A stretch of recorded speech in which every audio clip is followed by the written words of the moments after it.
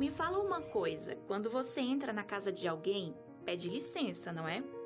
Mas eu garanto que você não faz isso somente por educação, e sim porque a lei determina que a casa é um asilo inviolável e ninguém pode entrar nela sem que o morador permita, a não ser que seja para prestar socorro ou com ordem da justiça.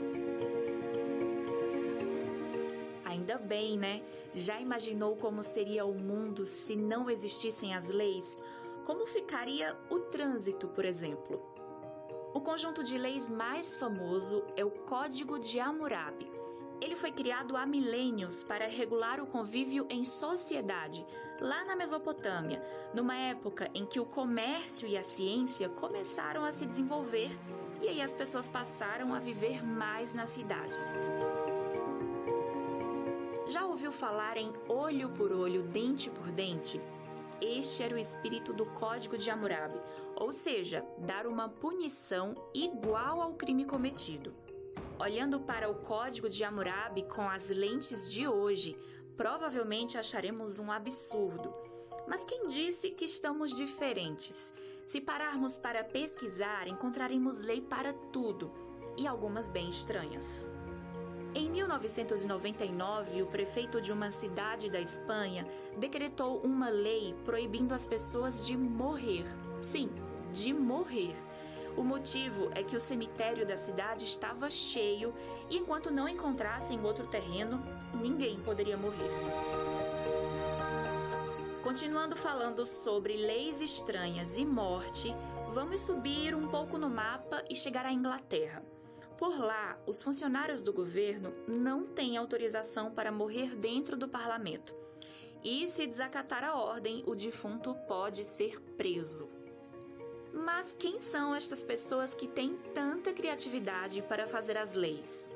No Brasil, para criar ou modificar uma lei, é preciso um projeto que pode ser proposto pelos governantes ou até mesmo por você. Sim, você tem este poder. São as leis de iniciativa popular. Basta, é claro, ter apoio da população. A lei da ficha limpa surgiu desta maneira. Aí o projeto é analisado no Congresso. Se for aprovado, segue para o presidente, que pode sancionar ou vetar o projeto. Se for sancionado, a lei passa a valer. Outra fonte que deu origem a muitas leis foram as religiões. Quando a gente para analisar a história, percebemos que muitas das leis em vigor hoje têm ascendência religiosa. No mundo judaico-cristão, se destaca a lei dada por Deus a Moisés no Monte Sinai, os 10 Mandamentos. Esta lei aborda o relacionamento do homem com Deus e também com outros seres humanos. Em resumo, devemos colocar Deus acima de todas as coisas e não podemos matar, furtar, mentir e cometer outros atos que prejudicam as pessoas. Mas será que esta lei, depois de tanto tempo, ainda está em vigor?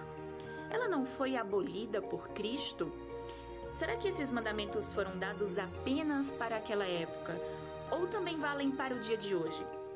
E afinal, esta é a lei de Deus ou de Moisés?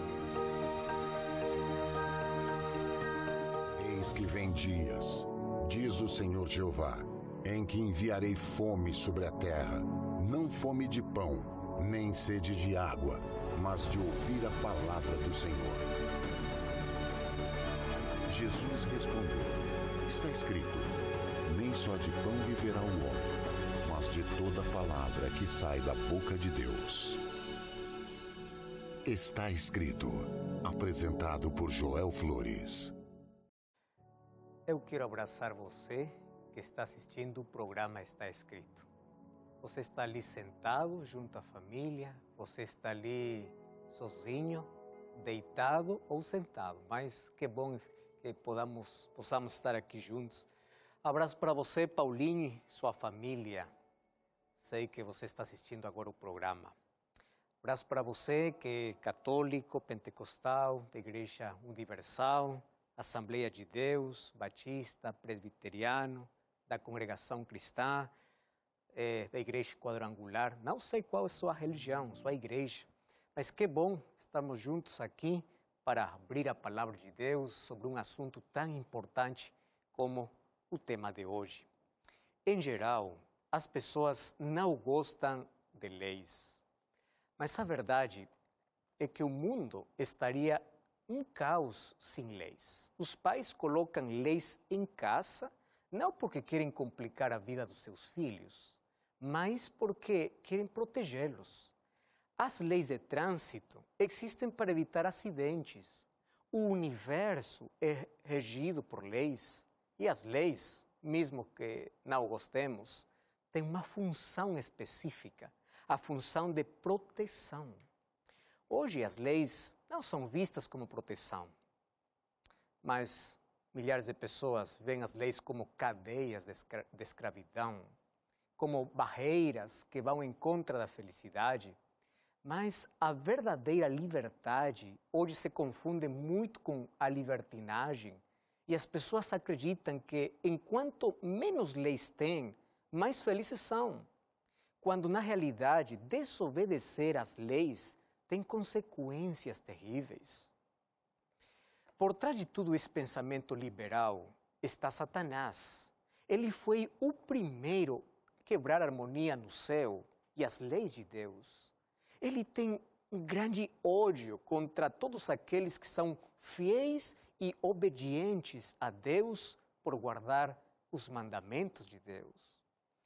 No último livro da Bíblia, o livro de Apocalipse, capítulo 12, verso 17, diz assim, que o diabo está irado, o dragão está irado e se encheu de raiva contra a mulher. E foi para lutar, fazer guerra contra os descendentes, o remanescente, que são os que guardam os mandamentos de Deus. Sabe que o diabo não odeia todos aqueles que afirmam seguir Jesus, mas ele odeia aqueles que são fiéis, aqueles que são obedientes a Jesus, guardando os seus mandamentos.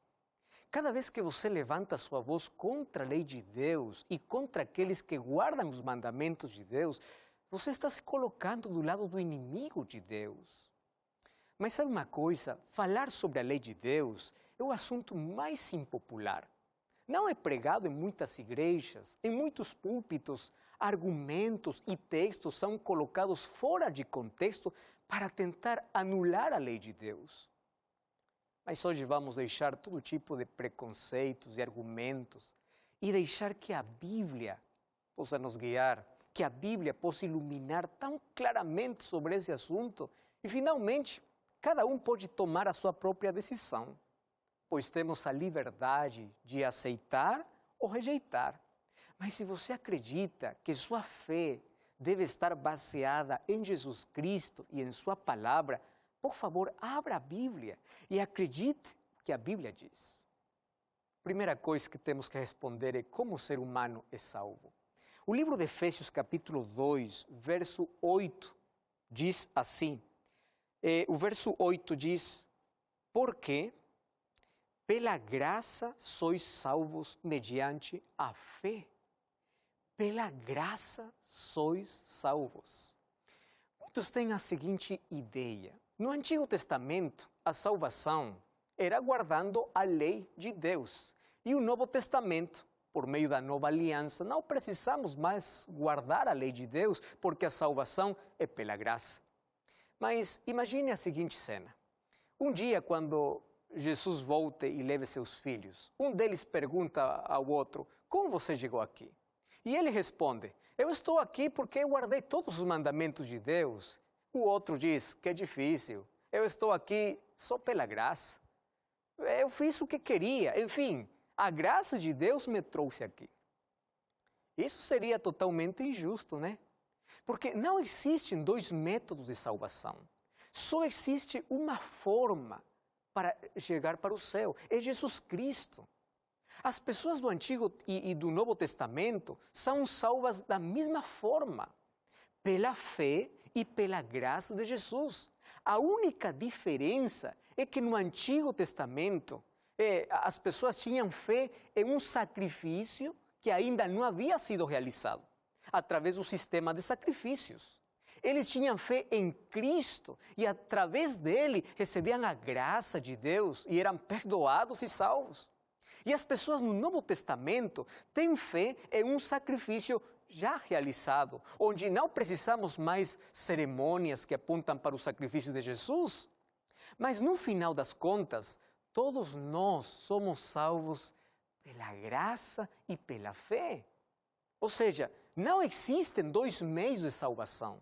Não existem dois evangelhos. Não há conflito entre a lei e a graça, porque a salvação sempre foi pela fé e pela graça, no Antigo e no Novo Testamento.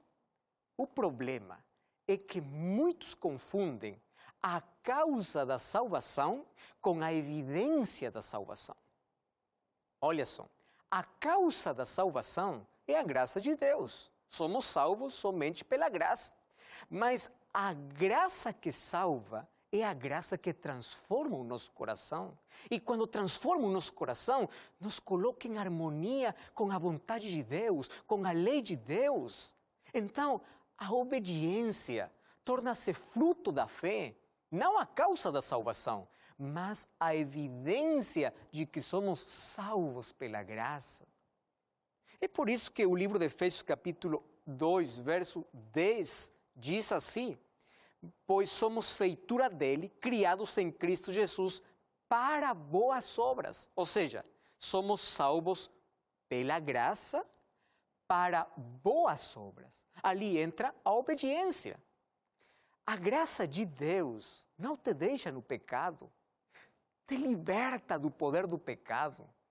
Você não pode dizer, eu sou salvo pela graça e continuo a fazer o que eu quero. A graça que salva é a graça que transforma. Um dia, você e eu iremos para o céu pela graça de Deus, mas aquela graça que nos alcançou é a graça que transformou o nosso coração. Eu quero te falar algumas razões pelas quais a lei de Deus não foi anulada. Ela ainda está em vigor e é um sinal de obediência e lealdade a Deus. Número 1, primeira razão, Deus deu sua lei para o bem-estar da humanidade, não para o bem-estar do Antigo Testamento, não para o bem-estar dos judeus.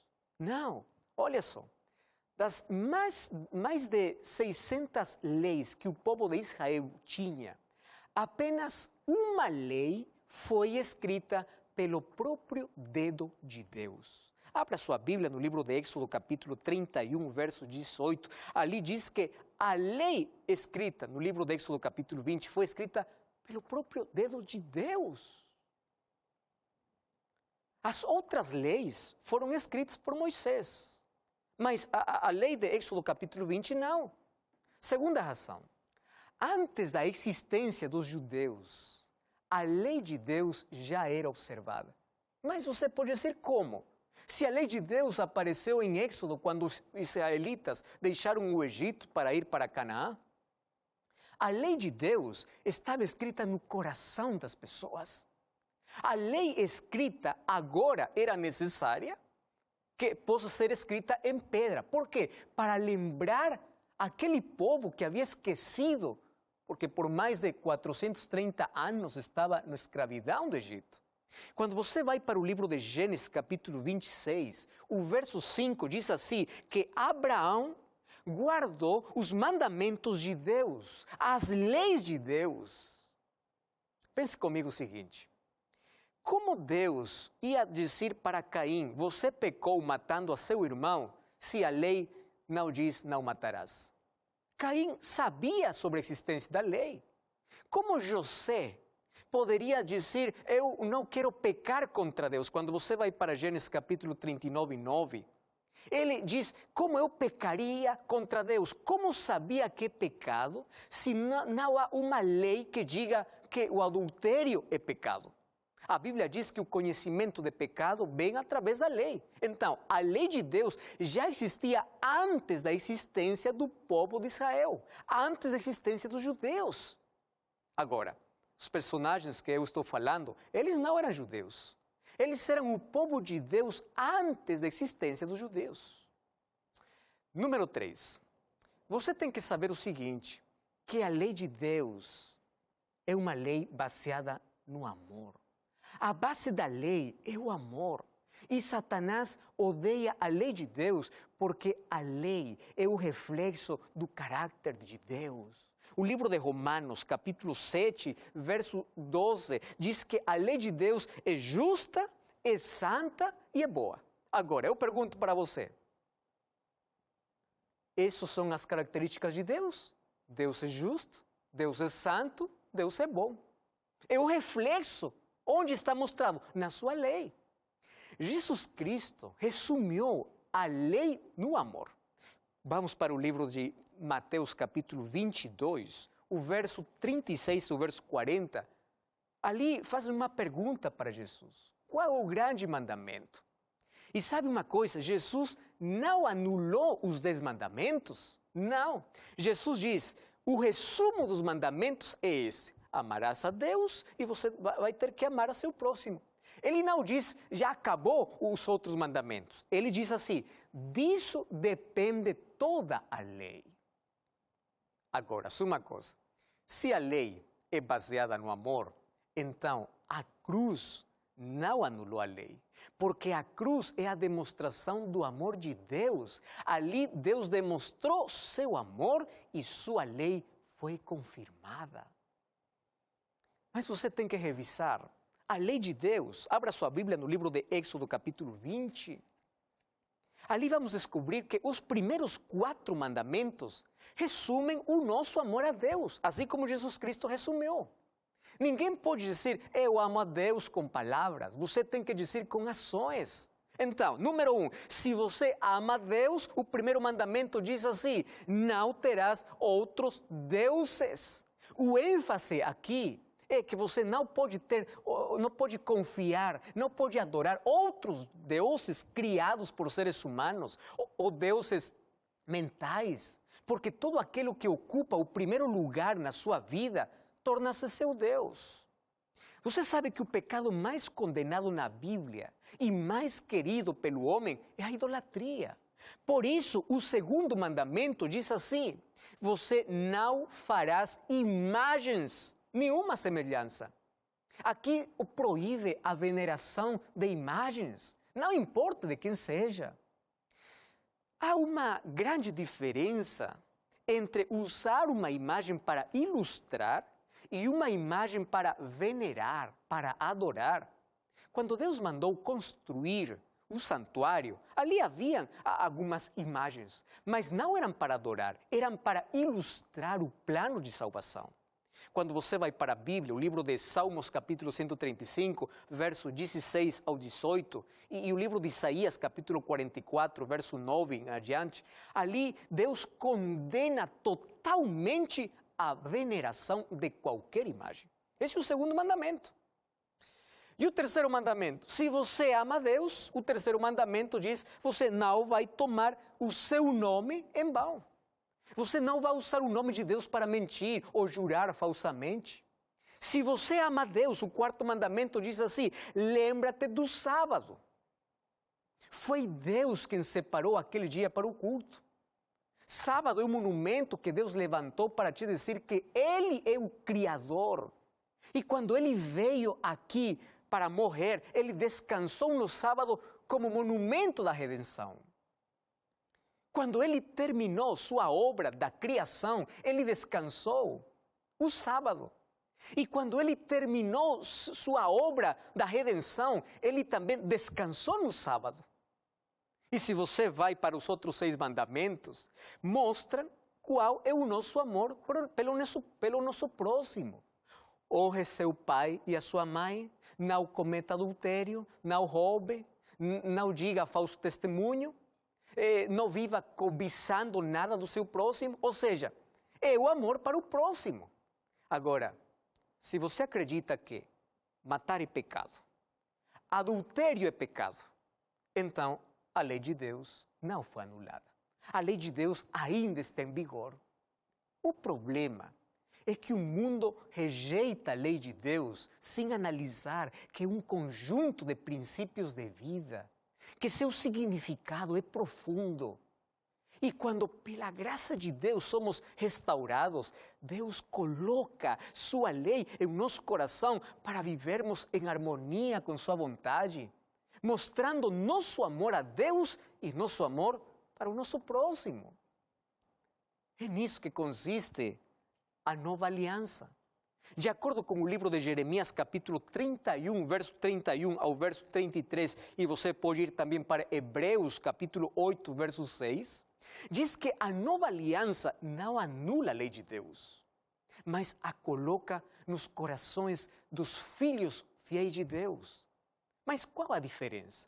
A diferença é que na nova aliança temos um sacrifício melhor. Porque no Antigo Testamento era com sangue de animais, no Novo Testamento é com a sangue de Jesus.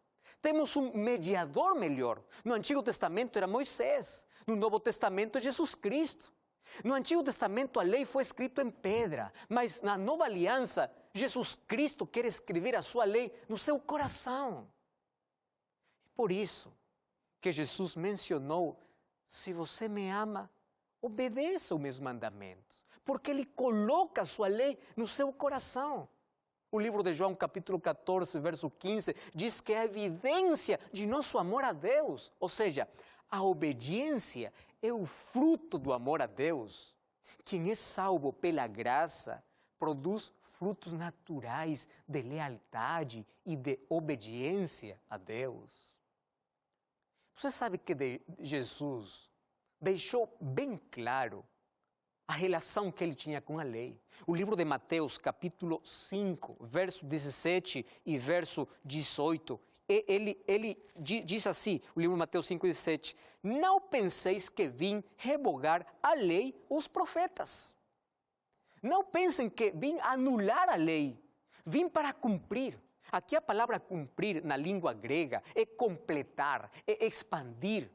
E se você ler Mateus capítulo 5, Jesus expandiu a lei, não anulou a lei.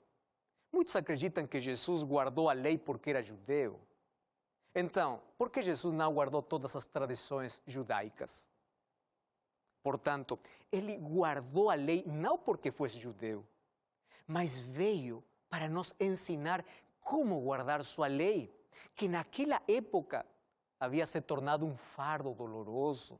Os judeus, com medo de retornar para o cativério, eles se apegaram à lei como meio de salvação e colocaram tradições absurdas acima da lei de Deus.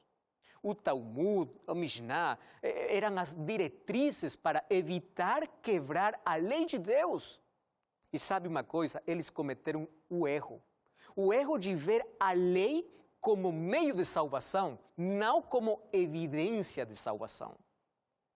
Essa é a principal razão pela qual muitos interpretam mal as cartas do apóstolo Paulo. O apóstolo Paulo, ele sempre fala contra o legalismo e contra as leis cerimoniais que tiveram seu cumprimento na cruz. Quando você vai para o livro de Colossenses capítulo 2, verso 14 e 16, para o livro de Gálatas ou para o livro de Romanos capítulo 3, verso 20, o apóstolo Paulo diz assim: ninguém é justificado pela lei, porque quem justifica é Jesus Cristo. Porque o problema daquela época era que os judeus se apegavam à lei como meio de salvação e desprezavam a Jesus Cristo. Então, quando você lê para o apóstolo Paulo, você tem que entender que ele não anula a lei, mas coloca a lei no lugar certo. Não como meio de justificação, o meio de salvação, mas como evidência da salvação.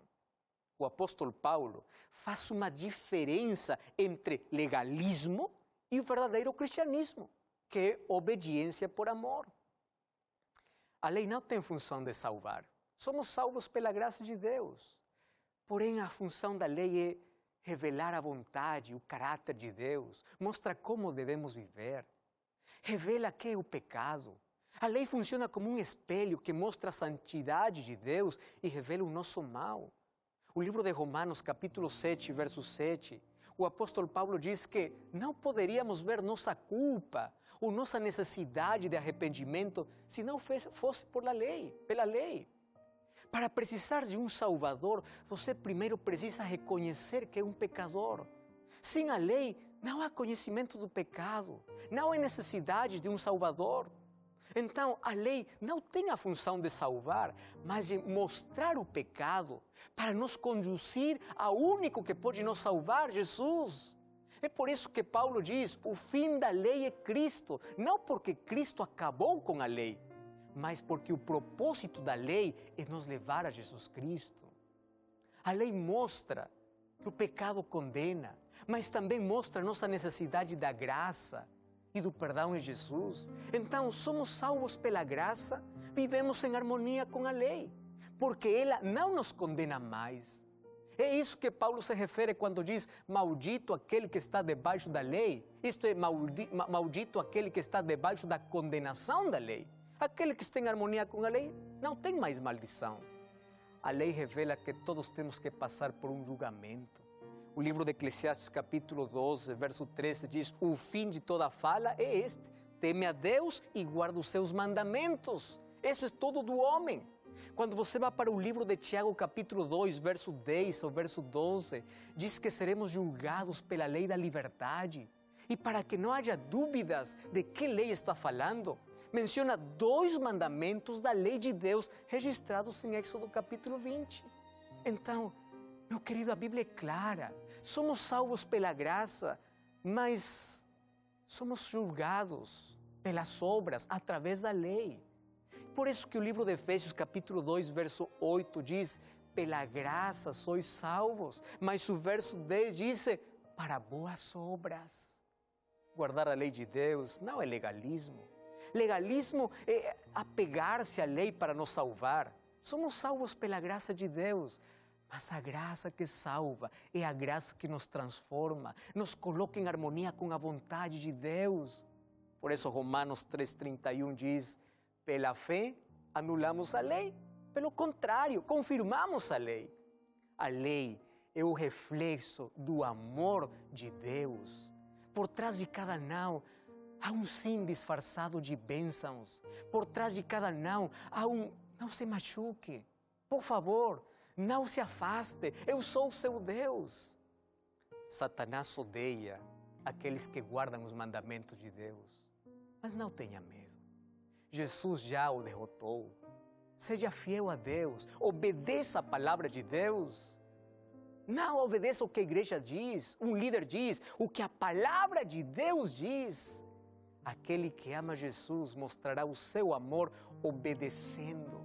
Por isso, Salmos capítulo 40, verso 8 diz, fazer a tua vontade me agrada, tua lei está no meu coração. Salmos capítulo 119, 165 diz, muita paz tem aqueles que amam tua lei. Permita que o caráter de Deus reflete na sua vida. Que Deus coloque sua lei no seu coração.